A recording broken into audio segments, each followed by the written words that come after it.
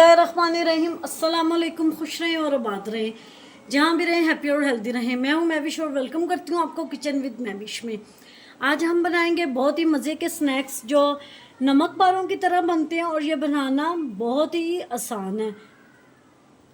ये आप देख सकते हैं ये कितने खस्ता और कुरकुरे बनी है। आप शाम की चाय के साथ इसको सर्व कर सकते हैं। 2 से 3 दिन या हफ्ता भी आप इसको, अब मौसम चेंज हो गया, हफ्ता भी इसको बना के आप इसको सेव करके इस्तेमाल कर सकते हैं। ये बहुत ही मज़े के बनते हैं, बहुत ही टेस्टी बनते हैं। आपने वीडियो एंड तक ज़रूर वॉच करनी है, स्टेप बाय स्टेप इसको फॉलो करना है। ये बहुत ही मज़े के और यूनिक तरीके के स्नैक्स बनाना मैं आपके साथ शेयर करूंगी। अगर आपको मेरी वीडियो थोड़ी सी भी पसंद आ रही हो तो लाइक कर दीजिएगा। अगर आप मेरे चैनल पर न्यू है तो किचन विद मैविश को सब्सक्राइब कर दीजिएगा। आइए इस मज़ेदार से रेसिपी को बनाना शुरू करते हैं। रहीम 1 कप मैंने छना हुआ मैदा ले लिया। इसमें 2 टेबलस्पून मैंने कॉर्नफ्लोर डाल लिया। आप चाहें तो इसमें 2 टेबलस्पून चावलों का आटा भी डाल सकते हैं। अब इसमें डालेंगे कुछ स्पाइसेस, जिसमें 1/2 टीस्पून नमक है, 1/2 टीस्पून कुटी हुई मिर्ची है, 1 टीस्पून इसमें धनिया पाउडर है, 1 टीस्पून इसमें ज़ीरा है और 1 टीस्पून इसमें अजवाइन है। ये डाल देंगे। इसमें घी आपने यूज़ करना है। मैंने घी लेके उसको मेल्ट कर लिया, ऐसे नहीं डालना। 3 टेबलस्पून इसमें घी डाल देंगे।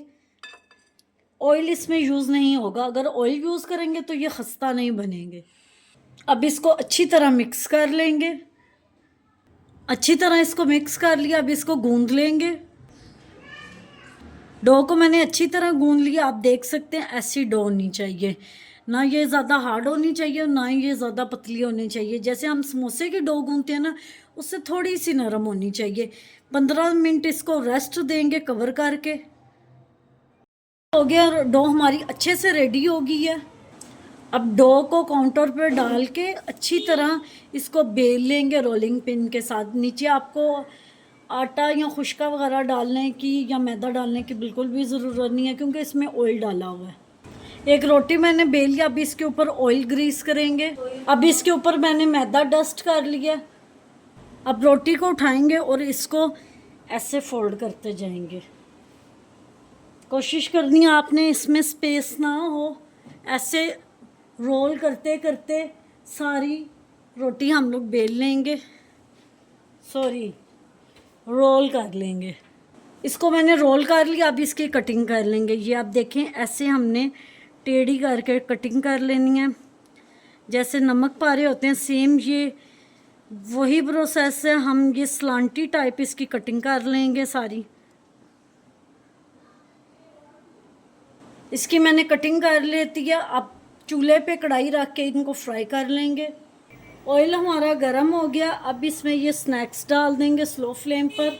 सारे मैंने स्नैक्स इसमें डाल लिया। स्लो फ्लेम पे इसको पका लेंगे ताकि इसका अच्छा सा कलर आ जाए और ये अंदर से भी पक जाए।